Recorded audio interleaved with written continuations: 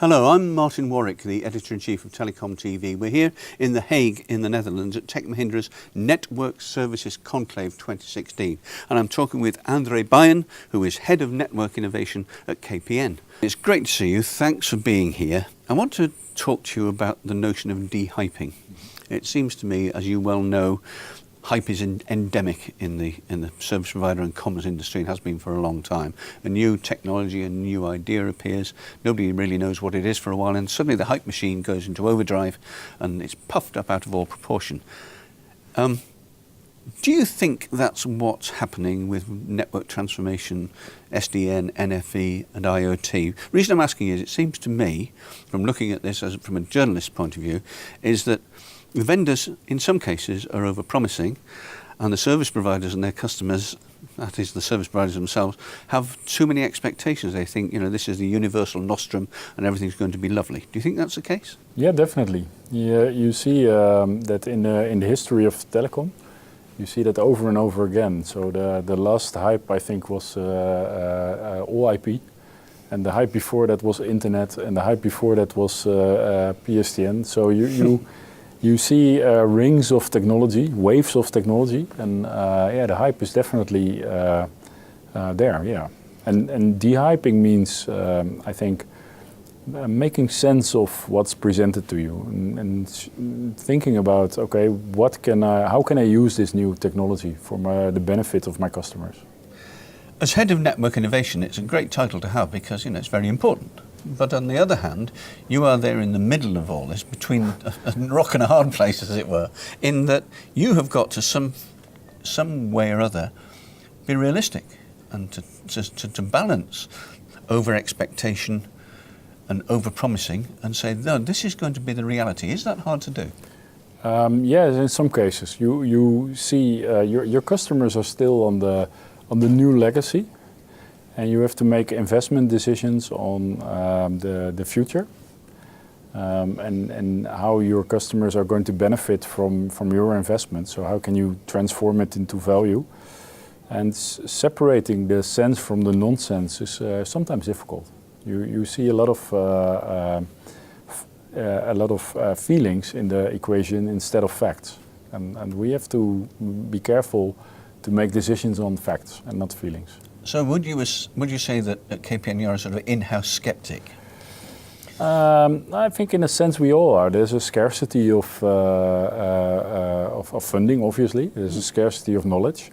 So in a sense we have to discuss very wisely on where to put our money where our mouth is and to invest only in those areas that we think that are beneficial for our customers. But it's difficult. You have as many opinions in the company as outside the company, and you have to try to make sense of it. Okay, you have finite resources, you have budgets, you have staff, you have expectations from the market, everything else which you have to balance together and try and make sense of it all, and you're expected also to innovate at the same time.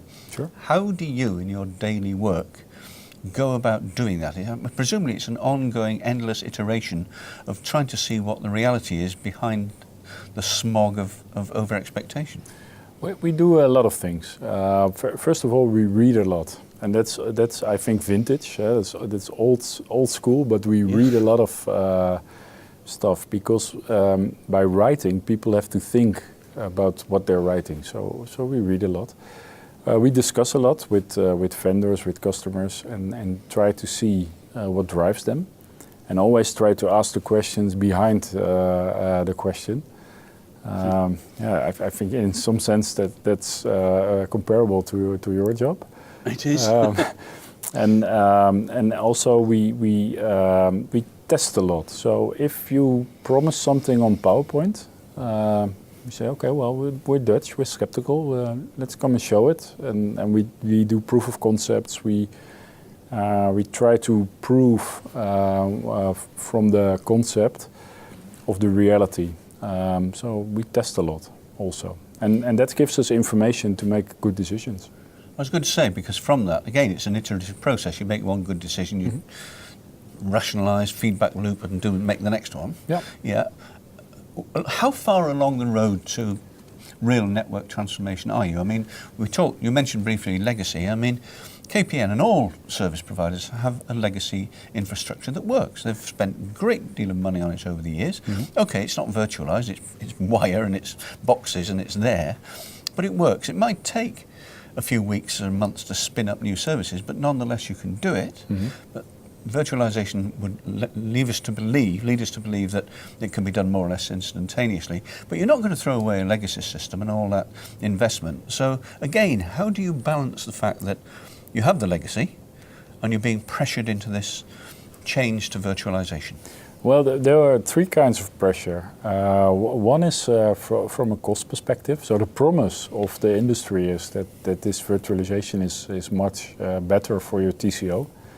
And that's a pressure. We are always looking for the lowest possible total cost of ownership. Yeah. The second pressure is from our customers. So if there is actually customer need, we will do it. And we are trying to find out what the customer needs really are. So we talk a lot we spend a lot of time with our business customers, basically. And the third pressure is about technology, because actually our vendors are moving towards cloudification and virtualization. So in a few years from now, you can only purchase that. So you have to be prepared. But I think the most important is customers and value. If you don't invest in stuff that doesn't bring value for your customers, and TCO is also important, but I think customers are more important. So would you say that a great part of your job is to sort of weed out facts from wishful thinking? And if that is the case, does it cause tensions within the organisation itself when somebody like you, the head of network innovation, says, "Oh, hold on a minute, let's just think about this a bit more clearly"? Yeah, but that of course that brings the tension. I'm always in favor of entrepreneurial spirits in a large organization, and so people push forward a great idea. And if you discuss that and you try to bring sense in it, of course there's tension and disappointment and stuff like that. But in the end of the day, I think we are all realistic people. So we have limited budget. You can only spend your capex once. And we have an obligation to our shareholders to do that wisely. So in the end of the day, people will understand the decisions we will make. That doesn't mean that they are sometimes disappointed. It might be stereotyping, perhaps, but generally the Dutch are regarded as pragmatic and skeptics and who want to see things. Seeing is believing. Doubting Thomas's type. Would you put yourself in that category? Yes, obviously. I also have dreams. But in the end, I make decisions based on what the stuff I can understand. So I'm skeptic by nature, in the sense that you have to make your own decisions and not let somebody else make decisions for you. So I try to get as much information as possible and deal with the uncertain part.